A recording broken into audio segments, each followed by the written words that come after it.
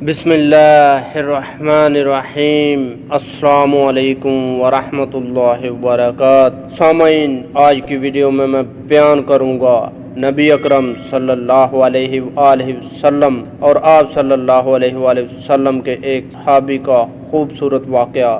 سامعین، حضرت انس رضی اللہ عنہ بیان کرتے ہیں کہ رسول اللہ صلی اللہ علیہ وآلہ وسلم اور آپ صلی اللہ علیہ وآلہ وسلم کے صحابہ رضوان اللہ علیہم اجمعین روانہ ہوئے، حتیٰ کہ وہ مشرکین سے پہلے بدر پہنچ گئے اور مشرکین بھی پہنچ گئے تو رسول اللہ صلی اللہ علیہ وآلہ وسلم نے فرمایا، اس جنت کی طرف پیش قدمی کرو جس کا عرض زمین آسمان کے مانند ہے۔ امیر بن حمام رضی اللہ تعالی عنہ نے کہا، بہت خوب بہت خوب۔ تو رسول اللہ صلی اللہ علیہ وآلہ وسلم نے فرمایا، تمہیں یہ بات بہت خوب کہنے پر کس چیز نے آمادہ کیا ہے؟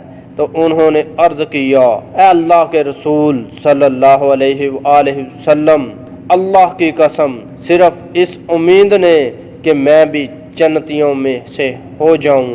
تو آپ صلی اللہ علیہ وآلہ وسلم نے فرمایا، تم جنتیوں میں سے ہو۔